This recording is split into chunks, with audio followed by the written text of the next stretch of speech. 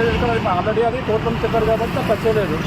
మా ఉద్యమం ఏంటి క్యారేజ్ మీద వెహికల్స్ పార్క్ చేయొద్దు, హాస్పిటల్లో చేస్తాము. సో దాని ప్రకారమే వెహికల్ సీజ్ చేస్తాం, దాని ప్రకారం వెహికల్ వేస్తున్నాం. అందుకే మేము వేరే ఇంకేం అక్కడ నుంచి చేయలేదు. అంటే తన పైన ఫోర్స్ ఒత్తిడి ఉంది, మీ పై నుంచి కూడా ఒత్తిడి ఉంది, ఎందుకంటే ఆమె పక్కన వాళ్ళు కూడా ఎవరైనా మీకు కంప్లైంట్ చేయడం జరిగింది. ఎలాంటి ఒత్తిడి చెప్పండి? ఒత్తిడి ఎలాంటి ఒత్తిడి అంటే పక్కన షాప్ వాళ్ళు కూడా ఏదైనా కంప్లైంట్ చేయడం జరిగిందా?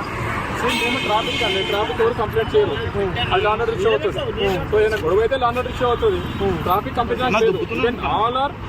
All are illegally occupied, all illiquid. ఇప్పుడు మన మీ ఓన్ ప్రాపర్టీ కంప్లైంట్ చేయడానికి ఉంటుంది. ఇప్పుడు already they are in encroachment and they are in occupied మన illegally. How can they complaint to others? అంటే ఇక్కడ పక్కన కూడా చాలా షాపులు ఉన్నాయి, ముఖ్యంగా కుమారి అండ్ షాప్ తీసేయడం కారణం ఏంటంటే మేము షాప్ నేను తీసేయలేదు, బండి సీజ్ చేయడం కారణం అంటే బండి ఇక్కడ మాత్రం అక్కడ కనిపించింది, చాలాసేపు వెయిట్ చేస్తుంది. అంటే మెటల్ అనుకోండి ఏదైనా అనుకోండి అక్కడ వెయిట్ చేస్తున్నాం చాలా పర్సెంట్. సో ఆ ఆస్పెక్ట్ లో చూడండి ఎక్కడైతే మనకు మేజర్ ఎఫెక్ట్ ఉంటుందో సపోజ్ ఒక సినిమా యాక్టర్ వచ్చారనుకోండి, సినిమా యాక్టర్ వెళ్ళిపోతే పబ్లిక్ అంతా ఆ పాత్రలు తప్పితే అక్కడ వేరే ఉద్దేశం లేదు.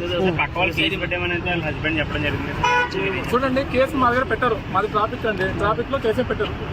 మేము ట్రాఫిక్ కేసు తీసుకున్నాం, ఓన్లీ వైలేషన్ ట్రాఫిక్ వైలేషన్స్. అంటే తనకు ముందు చెప్పడం జరిగిందా ఇలా మేము సీజ్ చేయబోతున్నాం అని చెప్పి కూడా ముందే ముందు ఎప్పుడు సీజ్ చెప్పారండి? ఎందుకంటే ఇప్పుడు మేము ట్రాఫిక్ వాళ్ళని చూసినప్పుడు మా వెహికల్స్ ఆపుతాం, ముందు ఇన్ఫార్మ్ చేయం కదా. మేము వెహికల్ ఆపాం అనుకోండి, ఆల్ డాక్యుమెంట్స్ అడుగుతాం.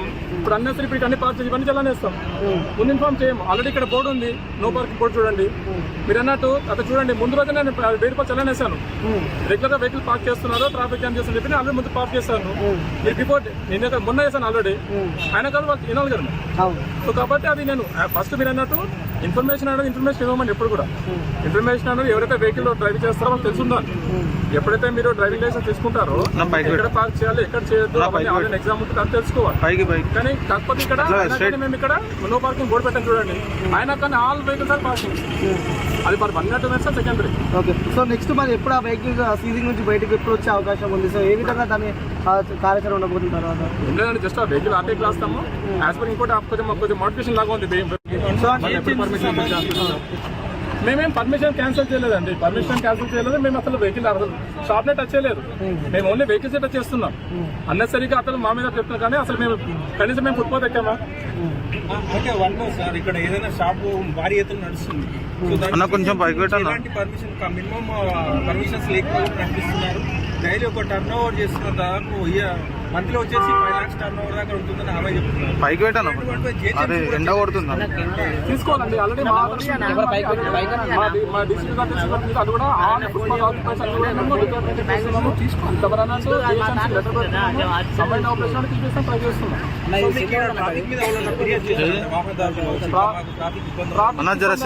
మాకు సింపుల్ అండి. పోలీస్ కాదు ఇక్కడ చెప్పానండి, ఎక్కడైతే యూత్స్ అనుకోండి అనుకోండి, ఐ థింక్ అంటే ఇప్పుడు ఆమె నేను ఇప్పుడు యూట్యూబ్ ఛానల్ వల్ల పబ్లిక్ గ్యాదరింగ్ అవుతున్నారు, పబ్లిక్ గ్యాదరింగ్ అవడం వల్ల ట్రాఫిక్ జామ్ అవుతుంది.